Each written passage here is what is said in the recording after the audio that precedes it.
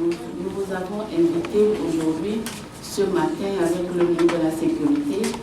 Le ministre de l'Urbanisme va nous rejoindre bientôt pour échanger un peu sur le sujet de l'heure, sur la sécurité dans nos hôtels et nos restaurants. Et nous avons voulu voir avec vous dans quelle mesure le ministre de la Sécurité, qui est le mieux placé, va vous parler tout à l'heure sur les mesures à prendre pour assurer la sécurité dans les hôtels. Il y a des tests qui prévoient l'enregistrement des clients, surtout dans les hôtels.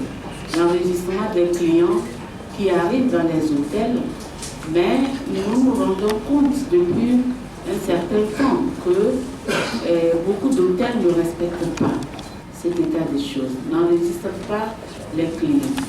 Alors que c'est vraiment très primordial, c'est important que chaque responsable, les agents que vous utilisez dans vos hôtels puissent respecter ces tests d'enregistrement des clients et éventuellement les envoyer au ministère de la Sécurité. Comme je l'ai dit tout à l'heure, le ministre de la Sécurité va vous entretenir là-dessus. Et nous voulons aussi vous exhorter, surtout les restaurateurs, d'être très vigilants dans vos lieux de travail. Aujourd'hui, avec tout ce que nous voyons dans les autres pays, c'est dans ces lieux publics que se passent souvent des choses désagréables. Nous voulons vous exhorter et vous encourager à prendre des dispositions de sécurité dans ces lieux publics. Et ensuite, vous encourager surtout à ne pas hésiter à saisir les autorités si vous vous rendez compte des cas suspects des clients que vous recevez dans vos hôtels, sur vos lieux de travail. Tout à l'heure, Madame la ministre disait que la sécurité est devenue la denrée primordiale dans toute entreprise.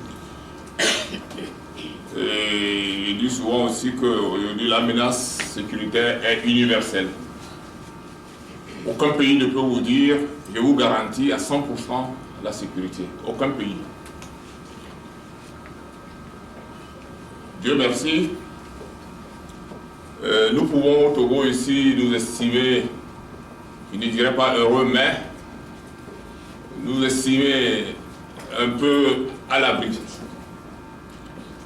Il y a un certain nombre de faits qui se sont passés dans la sous-région et qui nous appellent à vous rappeler à certaines dispositions que la plupart d'entre vous d'ailleurs prennent vis-à-vis de leur établissement hôtelier, vis-à-vis de leur restaurant. Nous avons eu à déplorer certaines attaques terroristes, que ce soit au Mali, au Burkina Faso, en France et autres. Des agressions qui ne disent pas leur objectif ou qui utilisent une religion pour régler certains problèmes. Mais la prudence nous appelle à prendre certaines mesures de prévention. Je peux vous assurer, jusqu'à preuve du contraire, nous n'avons pas une menace sur notre pays. Mais nous ne devons pas non plus rester les bras croisés.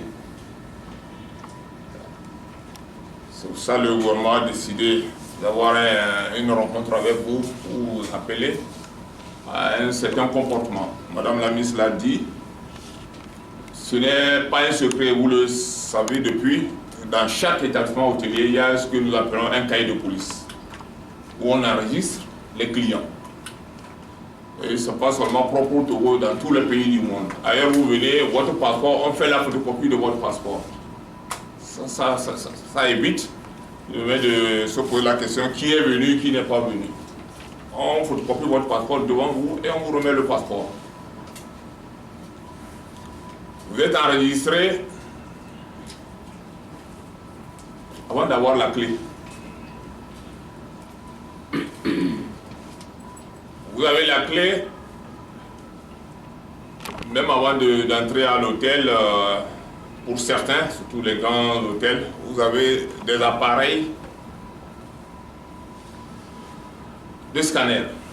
Vos bagages sont filtrés. Vous récupérez de l'autre côté et on vous donne la clé.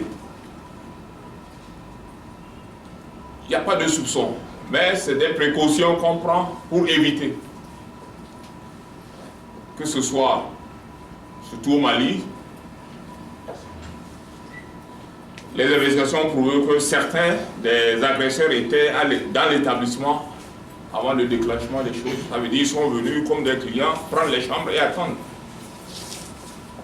Donc lorsqu'on prend des précautions élémentaires, il arrive, il a un sac, on fait passer le sac, on regarde, on a son identité, ça permet d'éviter. Même lui, le malfaiteur, quand il voit que ces mesures-là sont prises, il ne va pas oser. Donc c'est des rappels que nous voulons vous notifier, vous le faites. Certains le font bien, d'autres peut-être un peu de négligence. Ou d'autres font trop confiance à leurs employés, ils ne vérifient pas. Parce que nous savons aussi ce qui se passe avec certains employés. Ils préfèrent ne pas enregistrer pour pouvoir mettre cet argent de côté. Donc vous devez rester vigilant. Il n'est pas exclu qu'un responsable d'hôtel fasse comme dans notre jargon la ronde. Les chambres occupées et essayer de regarder dedans depuis quand et ainsi de suite. Aujourd'hui, il y a aussi une autre formule. La vidéosurveillance, elle est presque généralisée. Je ne connais pas le prix, mais que ça ne coûte plus trop cher. Donc on vous conseille également, surtout pour les établissements importants, presque pour tous les établissements, d'avoir des caméras avec des enregistreurs. Parce que s'il y a des faits, qu'on puisse remonter. Qui est arrivé, depuis quand, ainsi de suite. Avoir une petite salle où vous avez quelques écrans et on suit. Il y a des appareils qui enregistrent, ça peut durer 1 mois, 2 mois, 3 mois. On a les archives, s'il y a quelque chose, on peut facilement remonter. L'État essaie de pourvoir à certains établissements des éléments. Mais je ne vais pas vous cacher, on ne peut pas mettre des policiers, des gendarmes devant tous les hôtels du Togo. Ce n'est pas possible. Mais nous, tout à l'heure, Madame la ministre parlait des numéros verts. Il y a des numéros, on avait encore, avec Togo Télécom, ajouté un 3e numéro vert, mais qui aujourd'hui n'est plus opérationnel. Ils sont en train de réhabiliter. Mais vous avez le 117, le 172, qui sont toujours opérationnels. Vous appelez le 117, c'est la police, 172, c'est la gendarmerie. Le 118, c'est les sapeurs-pompiers. Parce qu'il peut arriver aussi qu'un client ait des malaises. On avait ajouté le 115, qui à un moment donné, avec le système technique de Togo Télécom, n'est plus opérationnel. Mais ils sont en train de voir comment. Donc, vous devez demander à vos agents, surtout d'avoir à portée de main, ou même par cœur, connaître ces numéros-là. En cas de question, on appuie.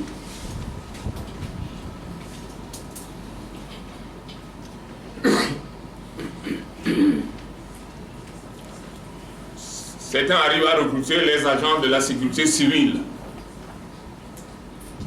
C'est une bonne chose.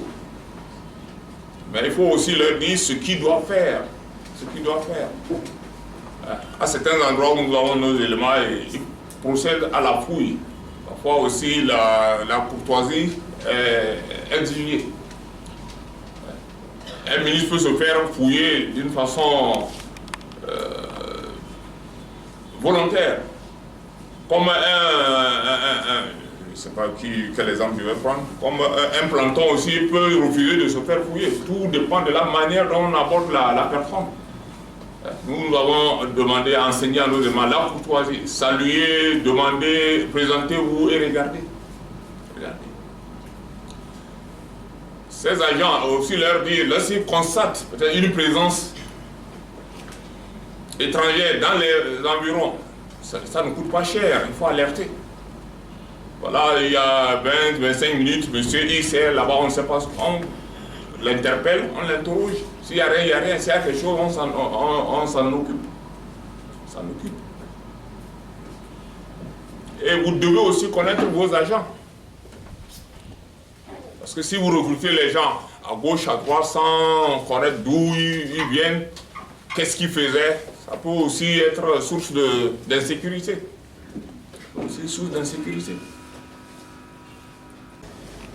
J'étais même présent à Ouaga quand c'était passé. J'étais en visite chez mon petit frère avec sa famille. Et directement, dès que je suis revenu du voyage, je pensais à mon hôtel. Comment faire pour éviter ce qui était passé là-bas. Et j'avais demandé d'écrire une lettre à la ministère de la Sécurité. Et c'est après un mois qu'on a eu 2 agents avant-hier seulement. Bon, j'ai bien entendu monsieur le ministre qui a dit qu'il ne peut pas envoyer des policiers à tous les hôtels. En fait, c'est ce que je voulais demander et c'est que je pense que tous les hôtels ont besoin de ça. Bon, c'est vrai qu'on a fait on a des agents de sécurité qui sont, disons, avec des sociétés, pas des policiers, comme elle, comme S2M, mais ils ne sont pas bien équipés. C'est ce que j'avais remarqué, parce que n'importe qui peut venir, peut rentrer avec une arme. Il nous faut des portatifs, acheter pas des scanners, parce que les scanners coûtent trop cher. Peut-être un grand hôtel comme Sarakawa, comme Radisson peut acheter un machin de 14-15 millions. Mais des petits hôtels qui ne peuvent pas le faire. Hôtel du Golfe, vous avez fait la demande, après un mois, vous avez eu 2 agents. Bon. Même si avant les 2 agents, c'est là où votre hôtel se trouve, vous avez des établissements financiers tout autour. J'ai dit, on ne peut pas vous dire tout, mais aujourd'hui, où un policier se trouve, où un gendarme se trouve, tout ce qui est public lui incombe. Tout ce qui est lieu public lui incombe. Donc même avant qu'on ne vous envoie des agents, les éléments devant les banques ont un œil attentif sur votre établissement. Les agents qui ne sont pas, c'est vrai, ils ne sont pas équipés. Mais il y a des choses simples. Ça m'amène à parler un peu de la dernière question. Lorsque vous appliquez ça au début, le suspect, lui aussi, il a peur. Si c'est qu'à l'entrée, déjà il y a un système pour voir qu'est-ce qu'il ne va pas aller facilement revenir avec un engin. Si c'est qu'à l'entrée de l'hôtel, on a demandé son passeport, la photocopie de son passeport, quel que soit, on peut remonter. Il peut arriver un événement, mais pouvoir remonter, aboutir, c'est ça qui est intéressant. Mais lorsque, après l'événement, il n'y a pas de traces, ça devient compliqué. Vous n'allez pas à chaque fois dire, bon, il est revenu avec un sachet, on regarde dedans, il repart avec un sachet, on regarde dedans. Mais si à l'entrée déjà, il y a un système qui permet de regarder peut-être d'une façon aussi habile, ce qu'il a dans la valise, sans mettre les mains fouillées, non, ça rassure. Et il faut parler aux gens. L'association dans le monde appelle chacun à la vigilance, chacun à au sacrifice. Si je n'ai rien à me reprocher, je ne veux pas dire pourquoi vous passez ma valise au contrôle, non. Ça me rassure. Mais si c'est comme ça, on travaille dans ce hôtel, ça veut dire qu'il peut faire un mois ici, il sera en sécurité. Mais s'il arrive avec les balises à gauche, à droite, il rentre, on ne sait pas. quelqu'un qui est attentif dit, ah, si c'est comme ça ici, c'est pas sûr. Il va vouloir partir. Pour notre ami du 2 février, ça c'est une contribution, c'est vrai. Tout le monde est suspect. Ça, il faut partir de ce principe-là. C'est pas parce que je travaille à l'hôtel, je viens, je ne me soumets pas à la fouille. Non. Je viens avec ma voiture, naturellement, je laisse l'agent regarder. Ça ne coûte pas cher. Ça ne coûte pas cher. Vous venez avec votre véhicule à l'entrée, on veut regarder, vous dites non, je travaille ici. Non. Peut-être que vous avez laissé le véhicule chez un garagiste. Vous ne savez pas ce qui peut se passer là-bas. Et pour votre propre protection, pour votre propre couverture, laissez faire. Parce que s'il y a quelque chose, on va demander qui sont arrivés ici. Qui n'ont pas accepté de se soumettre à la fouille. On vous cite, on va vous interpeller. Donc, tout le monde doit être, j'ai dit, tout le monde est clair, tout le monde est suspect.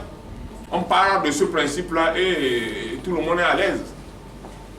Donc, que le directeur de l'hôtel ou son adjoint ou le responsable de sécurité ne se sente pas frustré lorsque l'agent dit « je vais regarder dans la voiture ». Hôtel Sarakawa, la solution à la plage. Vous savez, il y a un travail qui a été commencé par le préfet maritime. On devait préparer le sommet dans l'année dernière, à la fin de l'année dernière, et il y a eu l'aéroport. Mais bien avant ça, il y a eu nous avons eu une réunion à l'hôtel de ville, où le gouvernement a instruit les ministres sectoriels de sensibiliser nos compatriotes, les maraîchers et les consorts. Je ne vous dis pas c'est demain, c'est après-demain, mais un jour vous allez peut-être arriver le matin, ils ne sont plus là. Ils ont été suffisamment sensibilisés, qui doivent partir de là. Et au lieu pour leur propre sécurité, je ne sais pas pourquoi ils traînent encore. Et nous allons faire en sorte qu'ils vous collent la paix. Ils collent la paix. Sinon, ne soyez pas inquiets. Ne soyez pas inquiets. Bon, mon frère qui a parlé 117, vous avez raison, ça arrive.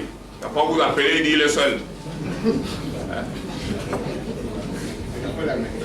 Vous l'appelez, peut-être, mais on ne décroche pas. C'est des cas que nous vivons. Nous sommes interpellés. Et je ne dis pas que c'est faux. Mais nous allons... Comment améliorer? Aujourd'hui, si vous appelez, le gars dit il est seul, vous pouvez noter l'heure. Et ici, on se connaît. Au moins, chacun connaît un responsable de sécurité. Appelez l'intéressé, dit ouais, je viens d'appeler le 117, l'agent me dit qu'il est seul. Dans la foulée, on va le récupérer. Tout ce qu'on lui demande, c'est de transmettre le message. Ce n'est pas lui qui sort pour aller intervenir. Il a pris le message, il rencontre. Voilà, je viens d'avoir un appel à tel endroit, il se passe quelque chose. Le reste, ce n'est pas lui. Mais si vous dites qu'il est seul, c'est qu'il a un problème.